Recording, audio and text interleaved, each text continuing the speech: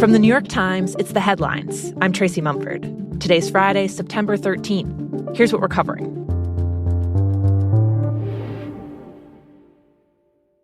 Kamala Harris's campaign announced that it's seen a huge post-debate jump in donations, bringing in almost $50 million in the 24 hours after her debate with Donald Trump. And she's eager to debate again. At a rally in North Carolina yesterday, she told her supporters that she and Trump, quote, owe it to the voters to debate a second time.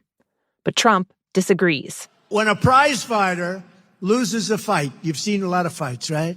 The first words out of that fighter's mouth is, I want a rematch. I want a rematch. And that's what she said, I want a rematch. At a rally of his own in Arizona, Trump said his debates this year, first with Biden and then with Harris, were so successful there doesn't need to be another one. It's too late anyway. The voting's already begun. You got to go out and vote. We got to vote. Meanwhile, early voting is getting underway. Mail-in ballots are now being sent out in some states, the first of the election. Alabama and North Carolina started this week. The swing states of Wisconsin and Pennsylvania will start in the next few days. Nationwide, Americans have been increasingly turning to mail-in voting instead of going to vote in person. More than 60 million people mailed in ballots in the last presidential election. But there's been a noticeable split by party. A lot of this dates back to the 2020 election, when former President Trump was, casting lots of aspersions on vote by mail, saying you need to vote in person, while Democrats were much more aligned with a lot of COVID policies and therefore were also embracing vote by mail in record numbers. Nick Corasaniti covers voting for The Times. He says in 2020, Democrats were almost twice as likely to vote by mail than Republicans. This election, the GOP is trying to narrow that gap. In the 2024 election, we've seen Republicans at both the national and state level start to make a concerted effort to convince their voters that vote by mail is safe and a method that they should embrace. Groups like Turning Point have run a multi-state Chase the Vote program, and the Trump campaign has started their own program known as Swamp the Vote, trying to get voters to embrace voting by mail and bank their vote early. But Republican voters might be hearing a bit of a mixed message from Mr. Trump himself.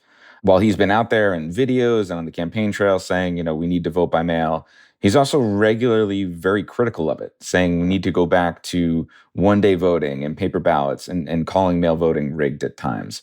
So it's sending a bit of a conflicting message of embrace this, but we also need to get rid of it that, might have some Republican voters still hesitant to cast their mail ballot.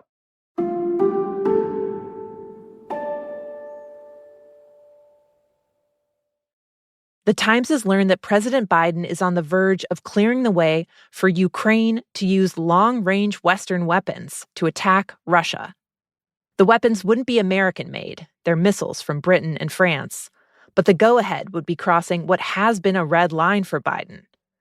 Britain's already signaled that it's eager to give Ukraine the green light, and it wants explicit permission from the U.S. to show that Ukraine's allies have a coordinated strategy. Ukraine has been increasingly insistent that it needs to use the weapons to hit Russia far behind the front lines, to take out Russian airfields, weapons depots, and other targets. The long-range missiles would also let Ukraine continue to pressure Vladimir Putin by taking the fight into Russia. In recent weeks, Ukraine's been holding Russian territory and attacking Russian cities with hundreds of drones.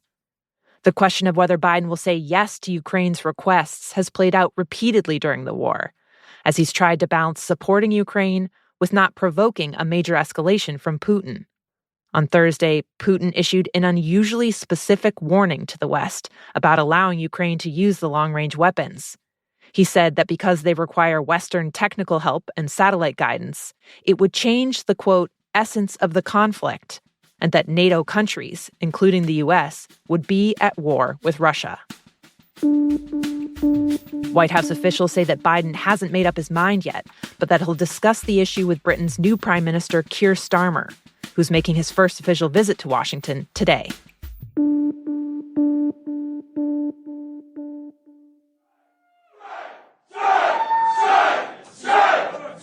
At midnight in Seattle, thousands of union workers at Boeing walked off the job after they rejected a contract offer and voted to authorize a strike.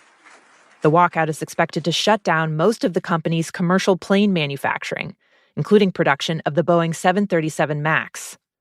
The union has been at odds with the company over pay and retirement benefits. Union leaders say the proposed contract was the best they'd ever negotiated, but 96% of union members still voted to strike, potentially sensing that they have the upper hand as Boeing's been struggling.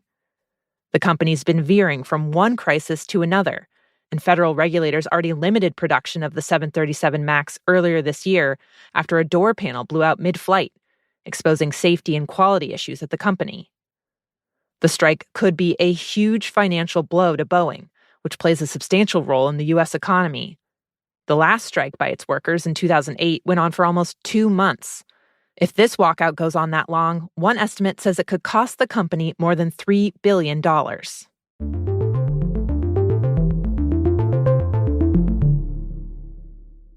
This spring on many college campuses, the sound of protest was nearly constant. Students angered by the war in Gaza set up tent encampments, and thousands of demonstrators were arrested across the country. Now, as the fall semester gets underway, many schools have rolled out new restrictions on campus protests.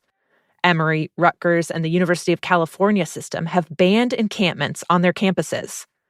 Students at other schools like Case Western and Carnegie Mellon now have to get permission for large-scale protests.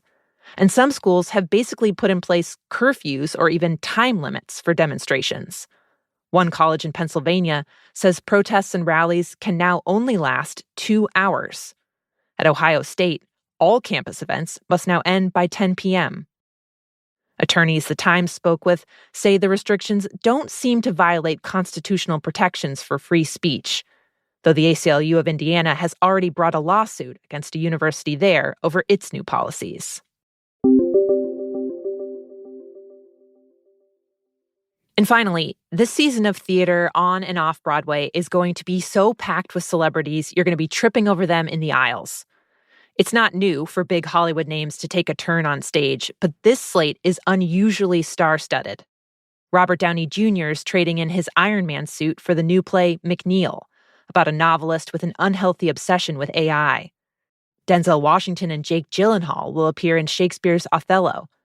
George Clooney's doing Good Night and Good Luck, a stage adaptation of the movie he starred in about the journalist Edward R. Murrow. You'll also be able to catch Michelle Williams, that's the Destiny's Child Michelle Williams, Nick Jonas, Kieran Culkin, Marissa Tomei, Adam Driver, the list goes on. For the theaters, they're still trying to draw audiences back in after a devastating slump in the pandemic from which they have not recovered.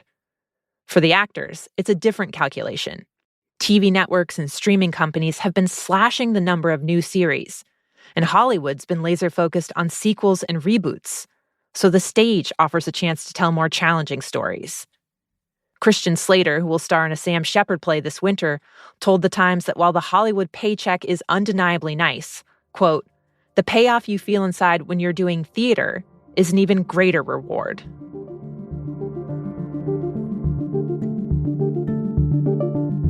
Those are the headlines. Today on The Daily, an inside look at Springfield, Ohio, and the whirlwind of conspiracy theories that have thrown the town into the national spotlight. You can listen on the Times audio app or wherever you get your podcasts. This show is made by Robert Jimison, Jessica Metzger, Jan Stewart, and me, Tracy Mumford, with help from Isabella Anderson and Jake Lucas. Original theme by Dan Powell. Special thanks to Larissa Anderson, Zoe Murphy, Paula Schumann, and Chris Wood. The Headlines will be back on Monday.